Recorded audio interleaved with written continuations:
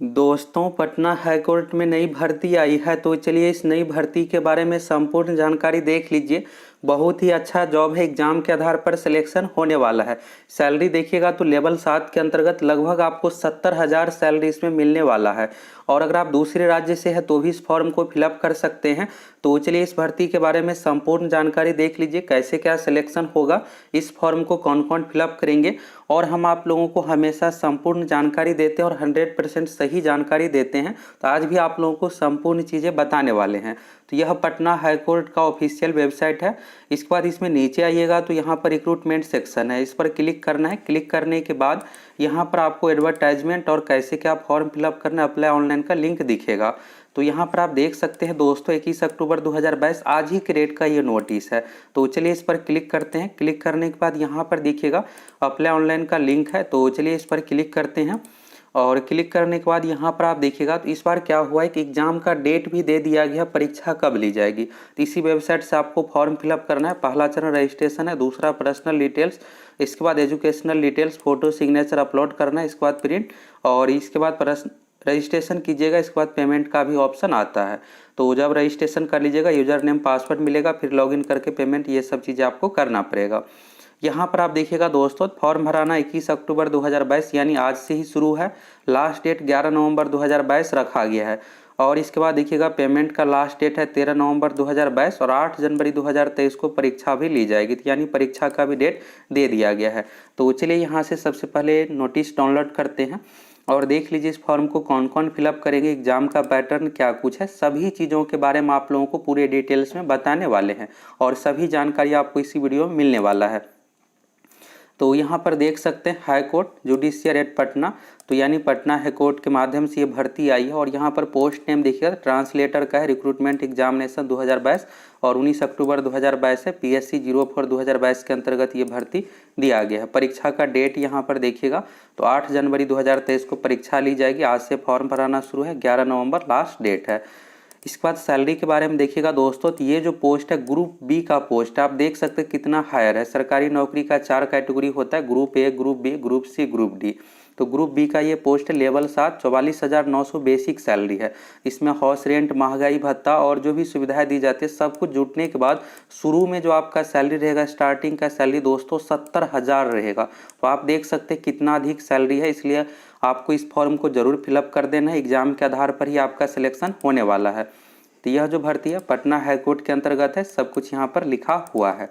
अब अन्य चीज़ों के बारे में देखिएगा तो फिर आपको सब कुछ क्लियर हो जाएगा। चलिए देख लीजिए क्या कुछ इसमें योग्यता रखा गया। एलिजिबिलिटी क्राइटेरिया हम देखिएगा तो पहला यहाँ पर है नेशनलिटी, यानी भारत का नागरिक होना चाहिए।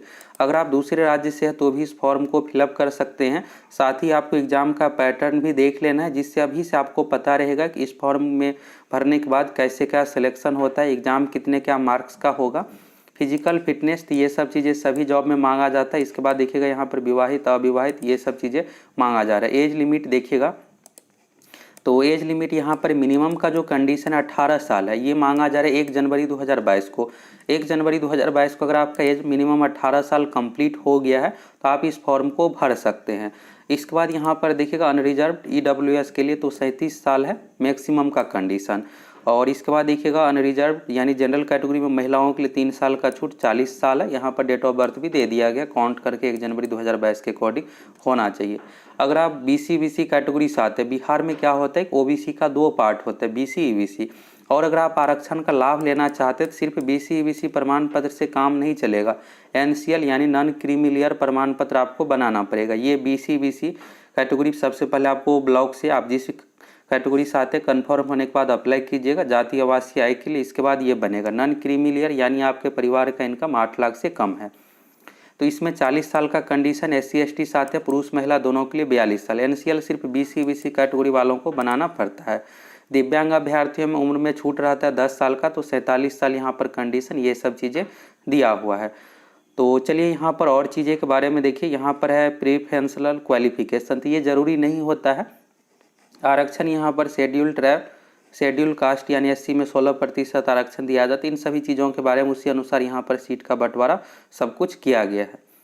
इसके बाद देखिएगा दोस्तों मोड ऑफ सिलेक्शन 3 चरणों में, रिटेन टेस्ट है, कंप्यूटर प्रोफिशिएंसी टेस्ट है, इंटरव्यू है। तो इंटरव्यू बहुत ही कम मार्क्स का है, मेन यहाँ पर आपका रिटेन टेस्ट ही है और इसके बाद इंटरव्यू हो गया। मिनिमम क्वालिफाई स्टैंडर्ड देखिएगा तो 40% कम से कम आपको रिटेन टेस्ट में लाना पड़ेगा। कंप्यूटर प्रोफिशिएंसी टेस्ट यानी कंप्यूटर से रिलेटेड टेस्ट होगा जिसमें आपका MS वर्ड, MS एक्सेल ये सब चीज़ें देखा जाएगा, आपको टाइपिंग करना ये सब आता है कि नहीं, कंप्यूटर चलाना आता है कि नहीं। इसके बाद 30% मार्क्स का कंडीशन मिनिमम रखा गया। इंटरव्यू 20 मार्क्स का यानी 6 मार्क्स मिनिमम आना चाहिए। इसके बाद देखिएगा सिलेबस, एग्जामिनेशन पैटर्न ये सब आगे बताया गया है। और यहाँ पर देखिएगा जनरल कैटेगरी के लिए फ़ी, तो जनरल BC EWS चाहते हैं तो 1000। अब देखिएगा कोर्ट की जो भी भर्ती आ रही है उसमें अच्छा खासा फ़ी रखा जा रहा है। अभी सिविल कोर्ट की ही भर्ती आई थी तो 800 रुपये रखा गया था और इसमें देखिएगा और आगे बढ़ करके 1000 रुपये पेमेंट रखा गया, जो कि यहाँ पर बहुत अधिक है। इतना नहीं रखना चाहिए था, 500 के अंदर रखना चाहिए था। इसके बाद देखिएगा SC ST OH कैंडिडेट के लिए 500 रुपये का फ़ी है, तो फ़ी बहुत अधिक रखा गया। फ़ी आपको ऑनलाइन पेमेंट करना है। सेंटर ऑफ एग्जामिनेशन, तो यहाँ पर चूज करने का ऑप्शन दिया गया है, 3 ऑप्शन आप चूज कर सकते, पटना, हाजीपुर, मुजफ्फरपुर, 3 जगहों पर इसका सेंटर बनाया जाएगा। इसके बाद देखिएगा अपॉइंटमेंट कैसे होगा, तो सबसे पहले यहाँ पर एडमिट कार्ड जारी किया जाएगा, जो भी कैंडिडेट फॉर्म भरेंगे। इसके बाद एग्ज़ाम लिया जाएगा, एग्ज़ाम के बाद कंप्यूटर प्रोफिशिएंसी टेस्ट, इसके बाद इंटरव्यू और फाइनल मेरिट जो है यहाँ पर तीनों में मार्क्स के आधार पर आपका तैयार किया जाएगा। इसके बाद ज्वाइनिंग, डॉक्यूमेंट वेरिफिकेशन ये सब चीज़ें होगा। इसके बाद जनरल इंस्ट्रक्शन, जो महत्वपूर्ण निर्देश है इन सभी चीज़ों के बारे में दिया हुआ है कि जो भी दिव्यांग अभ्यर्थी है और SC ST रिजर्वेशन से आते हैं तो उससे संबंधित आपको स्टेट गवर्नमेंट यानी बिहार गवर्नमेंट के अनुसार यहाँ पर सारा कुछ आपको देना पड़ेगा। तो इन सभी चीज़ों के बारे में है।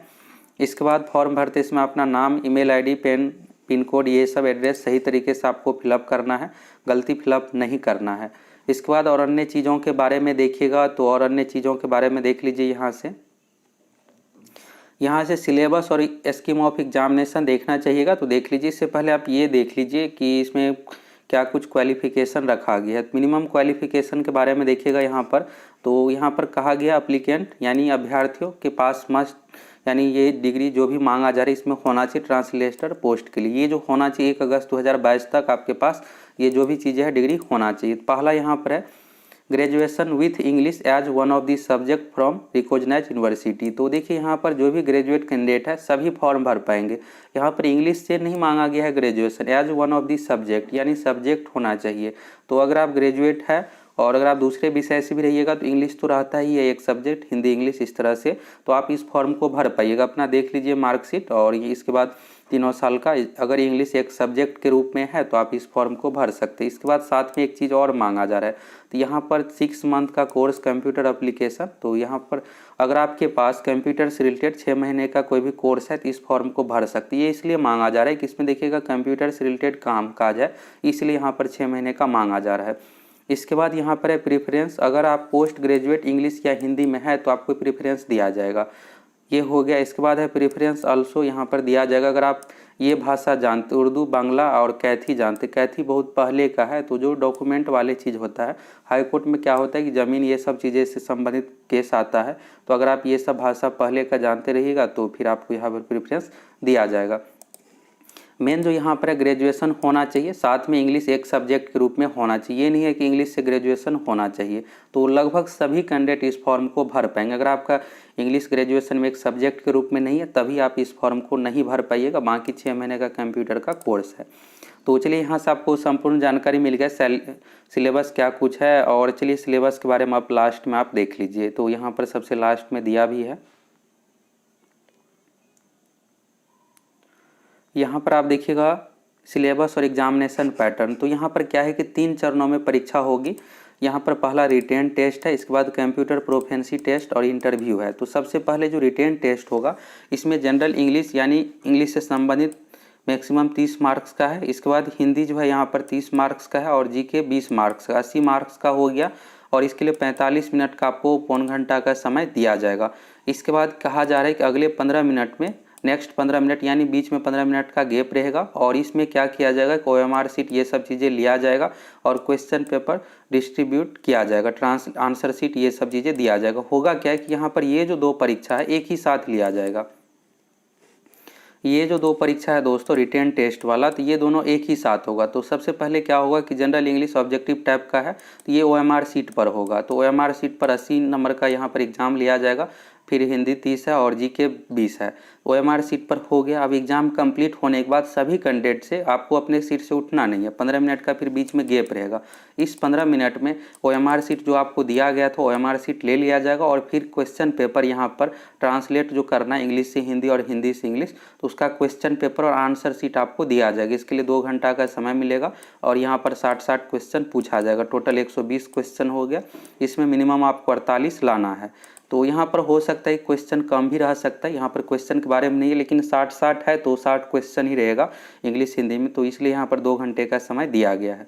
अब ये कंप्लीट होने के बाद ये जो है दूसरे दिन होगा, जरूर नहीं है कि उसी दिन होगा कंप्यूटर से रिलेटेड टेस्ट। तो word processing test MS Word में 10 मार्क्स का है और test in spreadsheet MS Excel में MS वर्ड MS एक्सेल का आपको ज्ञान होना चाहिए। और इंटरनेट प्रोफेंसी, इसमें इंटरनेट से रिलेटेड आपसे क्वेश्चन पूछा जाएगा, जैसे कंप्यूटर क्या है, कंप्यूटर का जो भी पार्ट होता है उससे रिलेटेड।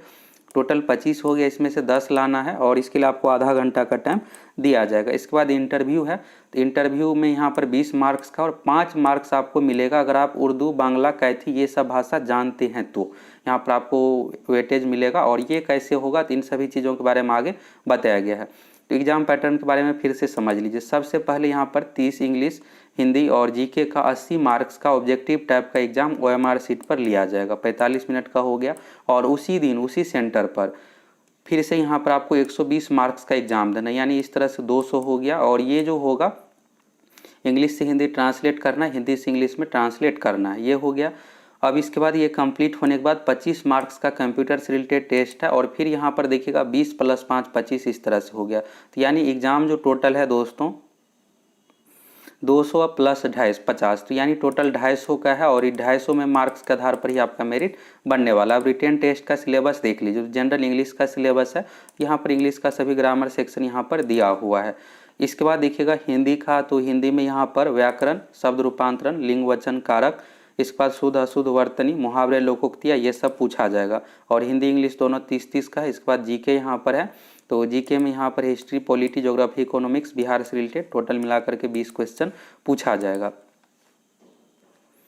इसके बाद यहाँ पर आपको नेगेटिव मार्किंग को लेकर डाउट होगा, तो यहाँ पर देखिएगा there shall not be negative marking, यानी नेगेटिव मार्किंग नहीं है। इसलिए आपको सभी 80 क्वेश्चन को अटेम्प्ट करना है और बाकी डिस्क्रिप्टिव टेस्ट होगा इंग्लिश से हिंदी ट्रांसलेट से संबंधित। तो डिस्क्रिप्टिव टेस्ट इसके बारे में यहाँ पर दिया हुआ है। यहाँ पर देखिएगा इंग्लिश से हिंदी, तो यहाँ पर 30 मार्क्स का होगा। पैसेज दिया हुआ रहेगा, 2 पैसेज वाला क्वेश्चन रहेगा, ये नहीं कि 1 लाइन वाला। 2 पैसेज यहाँ भी रहेगा इंग्लिश से हिंदी और 30 मार्क्स का, उसी को ट्रांसलेट करके आप लिख दीजिए। इसके बाद देखिएगा कंप्यूटर प्रोफेंसी टेस्ट, तो MS वर्ड से संबंधित यहाँ पर पूछा जाएगा 10 मार्क्स का, MS एक्सेल 10 और इंटरनेट प्रोफेंसी 5 मार्क्स। इसके बाद इंटरव्यू हो गया, तो इंटरव्यू बहुत अधिक नहीं है, 20 मार्क्स का और 5 मार्क्स अगर आप ये सब भाषा ट्रांसलेशन ये सब आपको आता है तो आपको दिया जाएगा। कैथी, उर्दू, बांग्ला है। तो यहाँ से दोस्तों आपको संपूर्ण जानकारी मिल गया इस फॉर्म को कौन कौन फिलअप करेंगे। और फॉर्म भरने की प्रक्रिया के बारे में भी आप देख ही लिए कि लिंक दिया हुआ था, उस लिंक पर क्लिक कीजिएगा। इसके बाद न्यू रजिस्ट्रेशन पर क्लिक कीजिएगा। इसके बाद आपको फॉर्म फिलअप करना है। फॉर्म का क्या कुछ फी लगेगा, कौन कौन सा डॉक्यूमेंट लगेगा, इन सभी चीज़ों के बारे में यहाँ पर दिया हुआ है। तो दोस्तों अगर आप सभी चैनल पर नए हैं फटाफट सब्सक्राइब कर लीजिए। इसी तरह हम आप लोगों को 100% सही और संपूर्ण जानकारी बताते हैं, तो देर की इस बात की, फटाफट चैनल को सब्सक्राइब कीजिए और जुड़ जाइए।